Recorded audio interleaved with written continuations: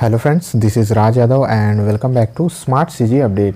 दोस्तों, इस वीडियो में हम लोग हिंदी पेपर 2 देखने वाले हैं। ठीक है, पेपर 2 यानी कि जो सीजी टेट का आप लोगों का एग्ज़ाम हुआ है कल के डेट पर, उसका पेपर 2 के मॉडल आंसर, संभावित मॉडल आंसर हम लोग देखने वाले हैं हिंदी सब्जेक्ट का। तो बने रहिएगा वीडियो पर, वीडियो को लास्ट तक आप लोग जरूर देखिएगा। आगे बढ़ने से पहले अगर आप लोग चैनल पर नए हैं तो प्लीज़ चैनल को सब्सक्राइब करके बगल वाले बेल आइकन को प्रेस करके ऑल पर जरूर सेट कर दीजिए, ताकि और भी जो आगे सब्जेक्ट्स के मैं वीडियोस अपलोड करूं तो आप तक नोटिफिकेशन पहुंच जाए। इसके अलावा मैंने और भी सब्जेक्ट्स के जो हैं वीडियो अपलोड किए हुए हैं, तो नीचे डिस्क्रिप्शन बॉक्स में आपको प्लेलिस्ट की लिंक मिल जाएगी, वहां पर से आप सारे वीडियोस को एक साथ देख पाएंगे। तो चलिए दोस्तों, इस वीडियो को स्टार्ट करते हैं। देखते हैं आज का हिंदी का पेपर 2 का क्वेश्चन नंबर 1। तो ये जो क्वेश्चन पेपर है वो सेट बी है। ठीक है, मैं बता दूं आपको, सेट बी का ये क्वेश्चन पेपर है। आप लोग अपने सेट के हिसाब से एडजस्ट कर लीजिएगा, और सारे सेट्स में जो है क्वेश्चन सेम रहते हैं, बस क्वेश्चन का जो है क्रम चेंज हो जाता है। तो चलिए स्टार्ट करते हैं। क्वेश्चन नंबर 1 यहाँ पर, ध्वनियों के मेल से बने सार्थक वर्ण समुदाय को क्या कहते हैं?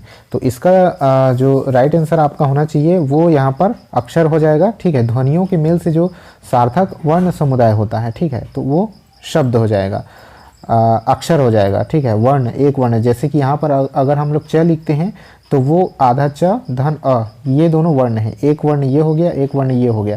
तो जब ये दोनों के मेल से या फिर और भी कोई वर्णों के मेल से क्या बनता है? अक्षर बनता है एक। ठीक है, चलिए आगे बढ़ते हैं, देखते हैं क्वेश्चन नंबर 2, श्रृंगार।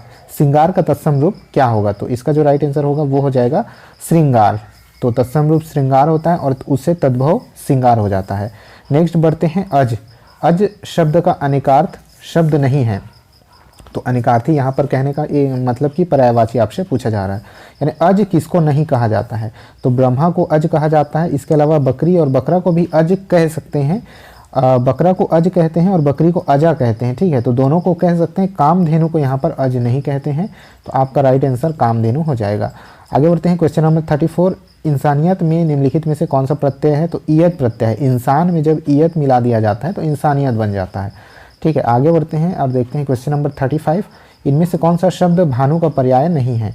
तो भानु का पर्याय कौन सा नहीं है? अर्क होता है, दिनेश होता है, मार्तंड भी होता है। उडुपति ये जो है भानु का पर्याय नहीं है, इसका मतलब चंद्रमा होता है। ठीक है, तो भानु का अर्थ सूर्य होता है, आप सबको पता होगा, और उडुपति का अर्थ क्या हो जाता है? चंद्रमा हो जाता है। आगे बढ़ते हैं, कारक चिन्हों को कहते हैं। कारक चिन्हों को क्या कहते हैं? वचन, विशेषण, सर्वनाम नहीं कहते हैं, बल्कि option number B right answer हो जाएगा, परसर्ग। कारक चिन्हों को परसर्ग कहते हैं। पदबंध किसे कहते हैं? जब एक से अधिक पद जो है एक में बंधे हो, तो ऑप्शन आप लोग देख लीजिएगा। इसका जो राइट आंसर होगा वो आपका हो जाएगा, संज्ञा और विशेषण के प्रयोग को जो है पदबंध कहा जाता है। Option number C right answer हो जाएगा। क्वेश्चन नंबर 38 देख लीजिए, वह पढ़ता है या मजाक करता है, किस प्रकार का वाक्य है? विधि सूचक, प्रश्नवाचक, अनुज्ञावाचक या फिर संदेहार्थक वाक्य? तो ये जो क्वेश्चन, इसका राइट आंसर हो जाएगा ऑप्शन नंबर डी, क्योंकि इस वाक्य से संदेह उत्पन्न हो रहे हैं कि वो पढ़ रहा है या फिर मजाक कर रहा है, तो संदेहार्थक वाक्य ये हो जाएगा। आगे बढ़ते हैं और देखते हैं नेक्स्ट क्वेश्चन, क्वेश्चन नंबर 39, विराम चिन्ह की आवश्यकता होती है। क्वेश्चन नंबर 39, विराम चिन्ह की आवश्यकता होती है, तो इसका जो राइट आंसर होगा वो उपयुक्त सभी हो जाएगा। ठीक है, उपयुक्त सभी क्यों होगा?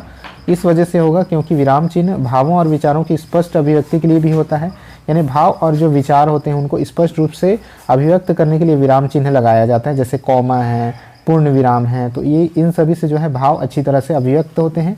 इसके अलावा वाक्य की जो सुंदरता और उसका जो सुंदर गठन होता है उसके लिए भी विराम चिन्ह का प्रयोग किया जाता है, और लेखक की मनोदशा को स्पष्ट करने के लिए भी विराम चिन्ह का प्रयोग किया जाता है। तो option number D right answer हो जाएगा।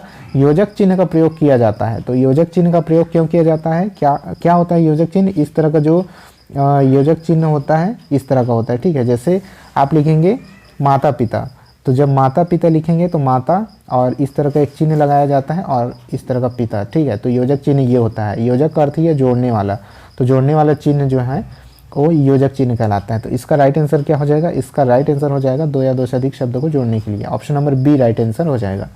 इसके अलावा आगे आप लोग देखेंगे तो आपको एक पैसेज दिखाई देगा, तो पैसेज आप लोग देख लीजिएगा, और पैसेज का आंसर, क्वेश्चन और आंसर हम लोग देख लेते हैं। तो यहाँ से स्टार्ट है क्वेश्चन नंबर 41।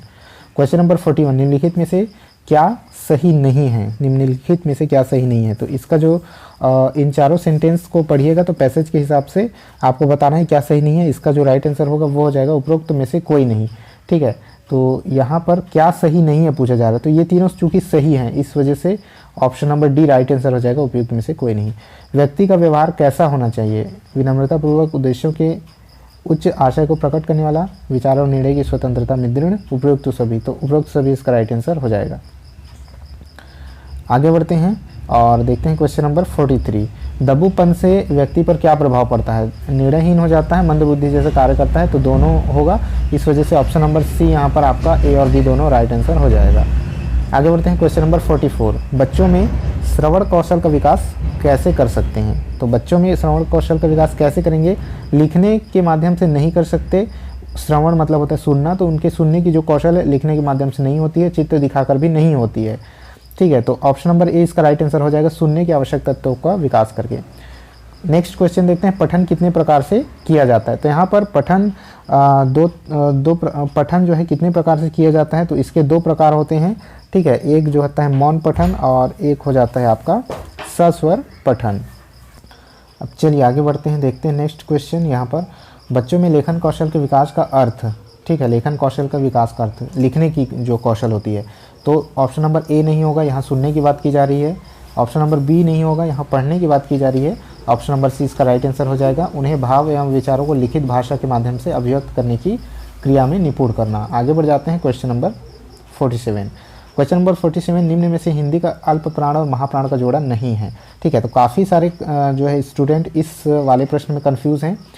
तो अल्प प्राण महाप्राण क्या होता है? अल्प प्राण जिसमें कम वायु की ज़रूरत पड़ती है, या फिर आप यूँ कह सकते हैं कि कम ताकत की ज़रूरत पड़ती है, और महाप्राण ऐसे शब्द होते हैं जिनमें थोड़ा सा ताकत की ज़रूरत पड़ती है, जैसे क ख, तो क के बाद जब आप ख बोलते हैं तो ख बोलने के लिए थोड़ी सी हवा या थोड़ी सी ताकत की ज़रूरत पड़ती है, तो क के बाद जब ख बोलते हैं वो महाप्राण हो जाता है, ठीक है, ये अल्प प्राण और ये महाप्राण। तो क ख अल्प प्राण महाप्राण का जोड़ा है, ठीक है, यहाँ पूछा जा रहा है नहीं है, कौन सा नहीं है?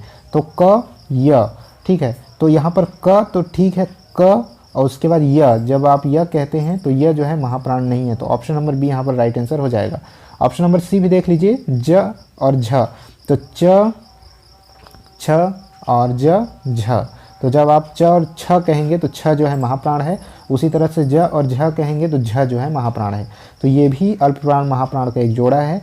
और ल और लह, जब आप ल और लह कहेंगे तो लह कहने पर भी ज़्यादा ताकत की ज़रूरत पड़ रही है, ज़्यादा हवा की ज़रूरत पड़ रही है, तो ये जो है लह, तो लह भी एक महाप्राण जो है, ठीक है, तो ल और लह भी अल्प प्राण महाप्राण है, तो ऑप्शन नंबर बी यहाँ पर राइट आंसर हो जाएगा। आगे बढ़ते हैं क्वेश्चन नंबर 48। एक ध्वनि या एकाधिक ध्वनियों की इकाई को जिसका उच्चारण एक झटके में होता है उसको क्या कहते हैं?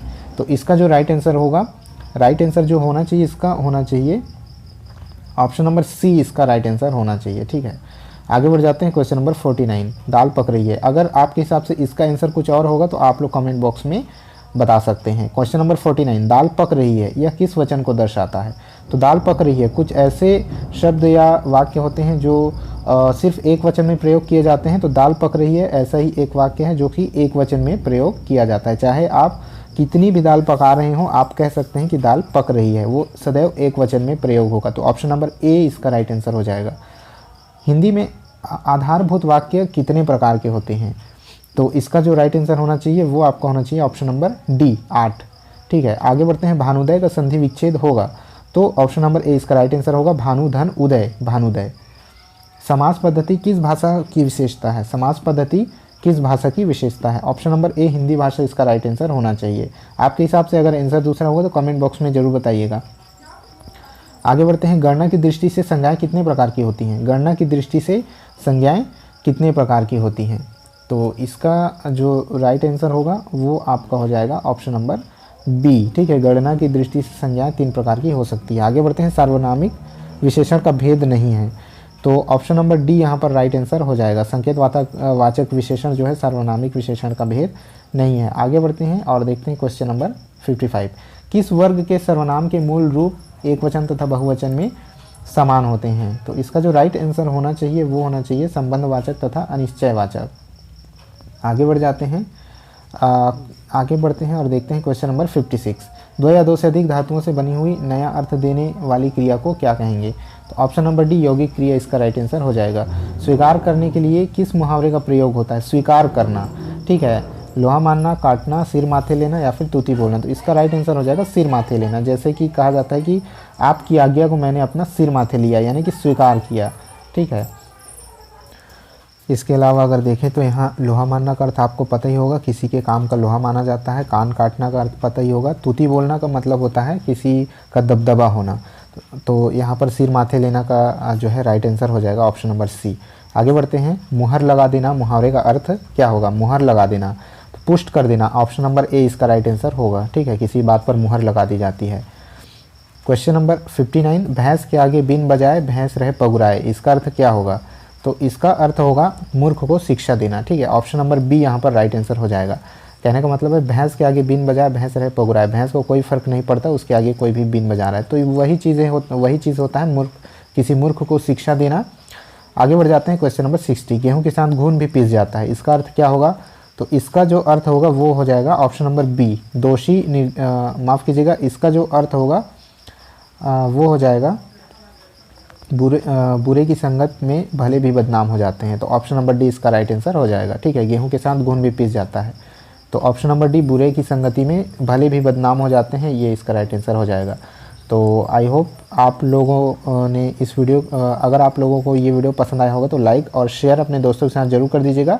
कमेंट बॉक्स में ज़रूर बताइएगा कि आपके कितने आंसर इसमें से सही हुए। अगर किसी आंसर में आपको डाउट है तो उसको भी मेंशन जरूर कीजिएगा कमेंट बॉक्स में। इस वीडियो में इतना ही था। आगे और भी जो है अदर सब्जेक्ट्स के लिए कौन से सब्जेक्ट का आपको वीडियो चाहिए तो कमेंट बॉक्स में आप ज़रूर बताइएगा। इस वीडियो में इतना ही था। मिलते हैं नेक्स्ट वीडियो में, तब तक के लिए जय हिंद।